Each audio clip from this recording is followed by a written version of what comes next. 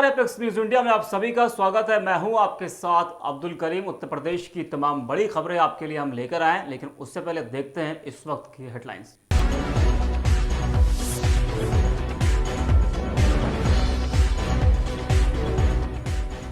कांग्रेस अध्यक्ष मल्लिकार्जुन खड़गे ने भाजपा पर साधा निशाना, कहा भाजपा ने ईडी का डर दिखाकर अपनी सरकार बनाई।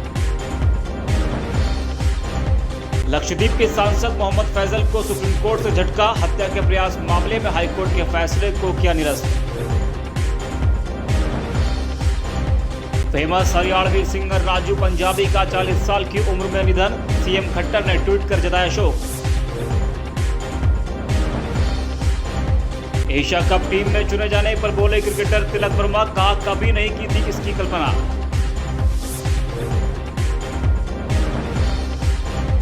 दिल्ली एनसीआर के कई इलाकों में बारिश, उमस से बेहाल लोगों को मिली राहत, कल भी बूंदाबांदी के आसार।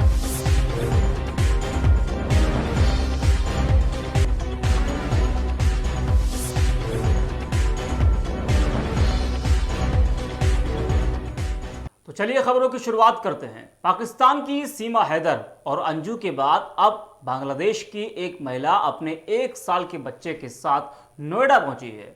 सोनिया अख्तर नाम की महिला बांग्लादेश की रहने वाली है, जो अपने 1 साल के बच्चे के साथ नोएडा आई है। महिला का आरोप है कि नोएडा के सूरजपुर इलाके में रहने वाले एक युवक ने उसके साथ बांग्लादेश में शादी की थी और अब उसे और उसके बच्चे को छोड़कर वापस वो युवक भारत आ गया है। फिलहाल पुलिस इस पूरे मामले की जांच कर रही है। बता दें कि बांग्लादेश के ढाका में रहने वाली सोनिया अख्तर नाम की महिला अपने 1 साल के बच्चे के साथ नोएडा में कई दिनों से चक्कर काट रही है। उसने नोएडा पुलिस में शिकायत दर्ज कराई कि सौरभ कांत तिवारी नाम के एक युवक ने उसके साथ बांग्लादेश में शादी की और अब वह युवक उसे छोड़कर भारत आ गया है। युवक से सोनिया को एक बच्चा भी हुआ। वहीं सोनिया को पता चला कि सौरभ कांत तिवारी पहले से ही शादीशुदा है। अब सोनिया अख्तर अपने मासूम बच्चे के साथ नोएडा पुलिस के चक्कर काट रही हैं और न्याय की अपील कर रही हैं। सोनिया अख्तर की शिकायत के बाद पुलिस ने मामले की पड़ताल की। फिलहाल इस मामले की जांच एसीपी महिला सुरक्षा द्वारा की जा रही है। वहीं नोएडा सेंट्रल जोन के additional DCP doctor Rajiv Dixit ने जानकारी देते हुए बताया कि पीड़ित महिला की शिकायत के बाद जानकारी मिली है कि आरोपी युवक नोएडा के सूरजपुर इलाके का रहने वाला है। वर्ष 2017 में से 2021 तक बांग्लादेश के ढाका में कल्टीमैक्स एनर्जी प्राइवेट लिमिटेड में नौकरी किया करता था और इसी समय अवधि के दौरान सौरभ कांत ने सोनिया अख्तर से शादी की और उसे एक बच्चा भी हुआ है। सोनिया का कहना है कि वह भारत में अपने पति सौरभ कांत तिवारी को वापस लेने आई है और उसे बांग्लादेश लेकर जाएगी। वहीं पुलिस द्वारा इस मामले की पड़ताल की जा रही है और फिलहाल सोनिया अख्तर को नोएडा के सेक्टर 62 स्थित डिटेंशन सेंटर में रखा गया है। तो अपने 1 साल के मासूम बच्चे के साथ बांग्लादेश की महिला सोनिया अख्तर नोएडा आ गई है अपने प्रेमी को लेने के लिए। उस महिला का आरोप है कि उस युवक ने बांग्लादेश में उससे शादी की थी और उस युवक से उसको एक बच्चा भी है, लेकिन वो उसको छोड़कर वापस भारत आ गया है। इसको लेने के लिए सोनिया अपने 1 साल के बच्चे के साथ नोएडा पहुंची। पुलिस इस पूरे मामले की जांच कर रही है। तो पाकिस्तान की सीमा के बाद और अंजू के बाद अब सोनिया अख्तर, जो कि बांग्लादेश की रहने वाली है, वो भी अपने 1 साल के बच्चे के साथ नोएडा आ गई हैं अपने पति को लेने के लिए। गोंडा में लगातार विद्युत कटौती से परेशान ग्रामीणों ने विद्युत केंद्र पर पहुंचकर घेराव किया और विद्युत आपूर्ति बहाल करने की मांग की, लेकिन विद्युत विभाग के अधिकारी उसके बावजूद भी ग्रामीण क्षेत्रों की बिजली आपूर्ति करने में असमर्थ थे।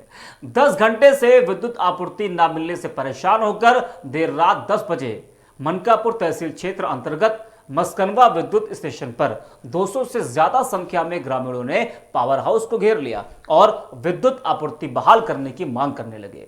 ग्रामीणों के घेराव और प्रदर्शन को देखते हुए आनन फानन में बिजली कर्मचारियों ने स्थानीय पुलिस चौकी मस्कनवा और छपिया थाने के थानाध्यक्ष को सूचना दी। मौके पर पहुंची पुलिस ने ग्रामीणों को काफी समझाने का प्रयास किया, लेकिन ग्रामीण विद्युत आपूर्ति बहाल करने की मांग करते रहे और विद्युत केंद्र को घेर लिया। तो गोंडा में बिजली कटौती को लेकर ग्रामीणों ने जमकर प्रदर्शन किया। विद्युत केंद्र के बाहर ग्रामीण एकत्रित हो गए और उन्होंने घेराव किया, जमकर नारेबाजी की और इसकी सूचना जैसे पुलिस को मिली तो पुलिस पहुंची और ग्रामीणों को समझाने का प्रयास किया। भाजपा नेता अनुज चौधरी की हत्या में शामिल 3 शूटरों की पुलिस से मुठभेड़ हुई है। मझोला और सिविल लाइंस पुलिस थाना इलाके में पुलिस और बदमाशों की मुठभेड़ हुई है। सिविल लाइंस थाना इलाके के अगवानपुर में सुशील उर्फ गोलू निवासी जयंतीपुर मंझोला की मुठभेड़ हुई। जी हां, आपको बता दें कि भाजपा नेता के हत्यारों से पुलिस की मुठभेड़ हुई है। मुठभेड़ में एक सिपाही गजेंद्र घायल हुआ है। मझोला के सेक्टर 15 बुद्धि विहार में सूर्यकांत और आकाश उर्फ गटुआ निवासी दसराय कटघर और सुनील शर्मा उर्फ गोलू निवासी आजाद नगर मझोला का एनकाउंटर किया गया। मझोला में हुए एनकाउंटर में सिपाही संदीप नगर घायल हुआ है। संभल जनपद के एचोड़ा कंबोह थाना क्षेत्र के अलिया नेकपुर निवासी अनुज चौधरी की नया मुरादाबाद स्थित पार्श्वनाथ प्रतिभा सोसाइटी में 10 अगस्त की शाम 6 बजे गोली मारकर हत्या कर दी गई थी। इस मामले में असमोली की ब्लॉक प्रमुख संतोषी देवी के बेटे अनिकेत, उसके दोस्त रेलवे कर्मचारी नीरज पाल को गिरफ्तार कर हत्याकांड का खुलासा किया गया है। तो भाजपा नेता के हत्यारों से पुलिस की मुठभेड़ हुई है। इस मुठभेड़ में एक सिपाही भी घायल हुआ है। घायल सिपाही को उपचार के लिए अस्पताल में भर्ती कराया गया है। पहली बार उत्तर प्रदेश में बुधवार 23 अगस्त को सभी सरकारी स्कूल शाम को 1 घंटे के लिए खुलेंगे। इस दौरान वहां पढ़ने वाले बच्चे चंद्रयान 3 की लैंडिंग को स्कूल में टीवी या फिर यूट्यूब चैनल पर लाइव टेलीकास्ट यानी कि सीधे प्रसारण के जरिए देख सकेंगे। यह पहला मौका होगा जब यूपी के स्कूल किसी खास मकसद के तहत पहली बार शाम को खुले होंगे। दरअसल केंद्रीय शिक्षा मंत्रालय के स्कूल शिक्षा एवं साक्षरता विभाग की ओर से मिले निर्देश के बाद मुख्यमंत्री योगी आदित्यनाथ की अगुवाई वाली सरकार ने इस प्रसारण के लिए स्कूलों को सभी जरूरी इंतजाम करने के निर्देश दिए हैं। इस आदेश के तहत उत्तर प्रदेश के सभी बेसिक शिक्षा स्कूलों में चंद्रयान के लैंडिंग का लाइव प्रसारण किया जाएगा और यूपी सरकार की तरफ से जारी एक आदेश में बेसिक शिक्षा के सभी स्कूलों में प्रधानाचार्य को यह जिम्मेदारी दी गई है कि वह आधिकारिक यूट्यूब चैनल और डीडी न्यूज का प्रसारण अपने स्कूलों में करें और बच्चों को चंद्रयान 3 के लैंडिंग को लाइव दिखाएं। सरकारी आदेश में लिखा है कि विद्यालय और शैक्षणिक संस्थान छात्र छात्राओं और शिक्षकों के साथ शाम 5:15 से 6:15 तक विशेष सभा कराएं और इस सभा में शामिल होने के लिए जरूरी दिशा निर्देश भी जारी किए हैं। तो उत्तर प्रदेश में पहली बार शाम को 1 घंटे के लिए स्कूल खोले जाएंगे। 5:15 से 6:15 तक 1 घंटे के लिए सरकारी स्कूल खोले जाएंगे और सरकारी स्कूल के छात्र छात्राओं को, वहां के बच्चों को चंद्रयान 3 के सफलता को दिखाया जाएगा यूट्यूब के माध्यम से और डीडी के माध्यम से। इसके लिए सरकार ने प्रधानाचार्य को जिम्मेदारी दी है। चंद्रयान 3 मिशन की सफलता के लिए देश भर में दुआओं और प्रार्थनाओं का दौर जारी है। यूपी में कई जगह चंद्रयान 3 की सफलता के लिए विशेष पूजा भी की गई है। वहीं चंदौली में भी चंद्रयान 3 के चंद्रमा पर सफलतापूर्वक उतरने को लेकर प्रार्थना की गई है। आपको बता दें कि पीडीडीयू नगर के विद्यालय में बच्चों और अध्यापकों ने चंद्रयान 3 के चंद्रमा के दक्षिणी ध्रुव पर सफलतापूर्वक उतरने के लिए भगवान शिव की प्रार्थना की। बच्चों ने देशभक्ति गीत गाकर इसरो के वैज्ञानिकों का मनोबल बढ़ाया है। बच्चों को विश्वास है कि सफलतापूर्वक चंद्रमा पर चंद्रयान 3 की लैंडिंग होगी। बच्चों का कहना है कि देश के वैज्ञानिकों को इस बार अवश्य सफलता मिलेगी। चंद्रयान 3 का मॉडल बनाकर और हाथ में तिरंगा लेकर नन्हे मुन्ने बच्चों सहित छात्रों ने प्रार्थना की। बता दें कि 23 अगस्त को पूरी दुनिया भारत की ताकत को देखने वाली है और भारत का मून मिशन यानी चंद्रयान 3 का लैंडर 23 अगस्त को अपने तय समय पर यानी कि शाम 6:04 पर ही चंद्रमा पर लैंड करेगा। इसरो ने मिशन की जानकारी देते हुए कहा कि सभी सिस्टम्स को समय समय पर चेक किया जा रहा है और ये सभी सही तरह से काम कर रहे हैं। चंद्रयान 3 में हम लोग के जो साइंटिस्ट हैं उन्होंने पूरा अपना टाइम दिया है, फुल मेहनत की, उन्होंने पूरी उम्मीदें हम लोगों की है और पूरा 100% श्योर है कि ये इस बार सक्सेसफुल हो जाएगा। ये प्रोग्राम चंद्रयान 3 की सफलता के लिए हुआ है और ये प्रोग्राम हम लोग बच्चों ने अरेंज किया है, जिससे कि हम लोगों ने सिंगिंग की है और भगवान से प्रे किया है कि ये इस बार हमारा चंद्रयान 3 सफल हो और सक्सेसफुल लैंडिंग हो। खबर गोंडा से है, जहां प्रेम प्रसंग में प्रेमी और प्रेमिका की निर्मम हत्या कर दी गई। डबल मर्डर से क्षेत्र में हड़कंप मच गया। बता दें कि प्रेमिका से मिलने गए प्रेमी को युवती के परिजनों ने घर में ही पकड़ लिया और दोनों की हत्या कर दी। धानेपुर के महनौन गांव में सनसनीखेज वारदात को अंजाम देने के बाद युवती के घर वालों ने युवक के शव को गांव के बाहर गन्ने के खेत में फेंक दिया।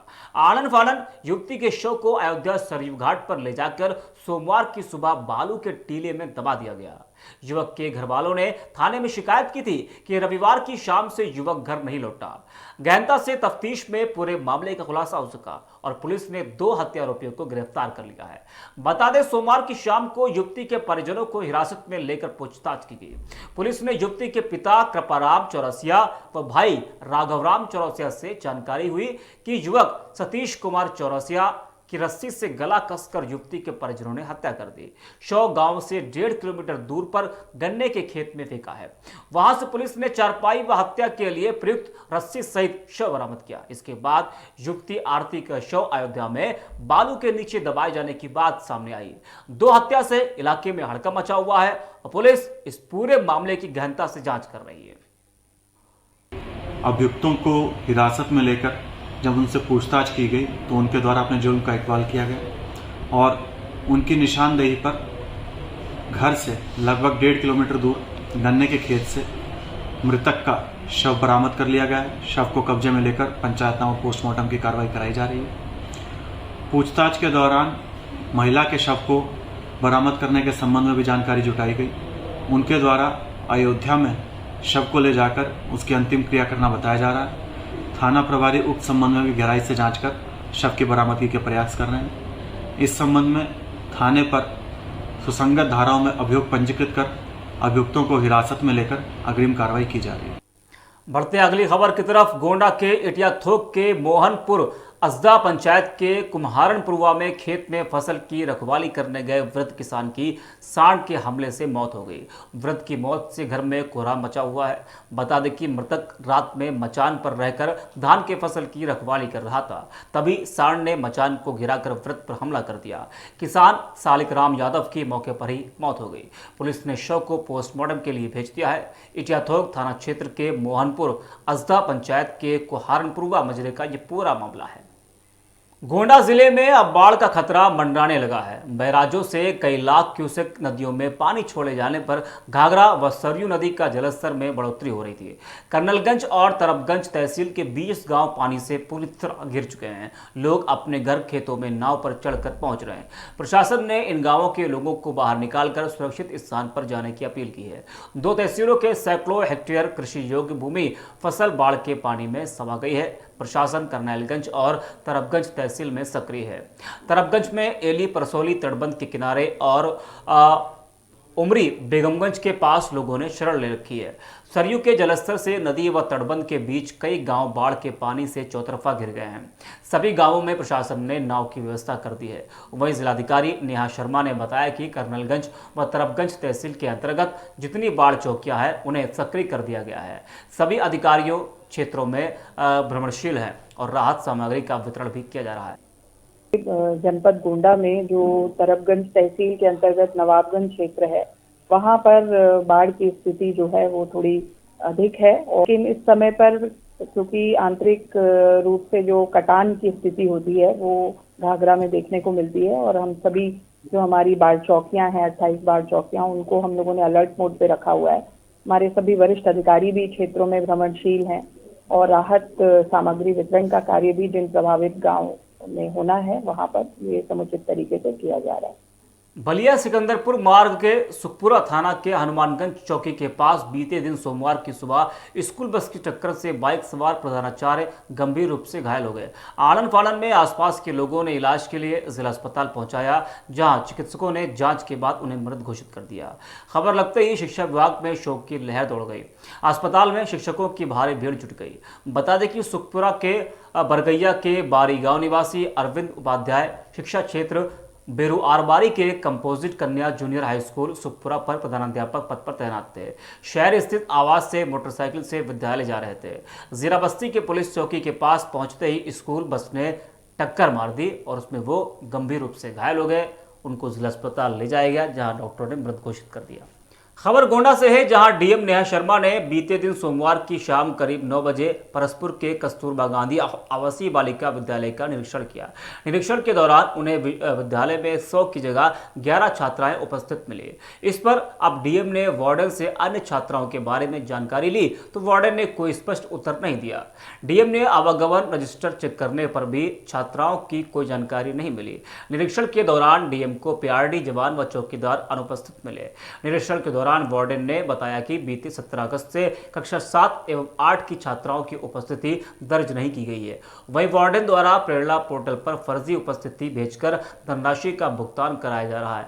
अब विद्यालय में हो रही कमियों को देखकर डीएम के निर्देश पर बीएसए ने वार्डन सरिता सिंह, पूर्णकालिक शिक्षिका सुषमा पाल, चौकीदार विष्णु प्रताप सिंह एवं पीआरडी जवान दिलीप कुमार मिश्रा की एफआईआर दर्ज कराई गई है। तो फिलहाल के लिए खबरों में बस इतना ही। देश और दुनिया की तमाम बड़ी खबरों के लिए आप देखते रहिए एपेक्स न्यूज़ इंडिया।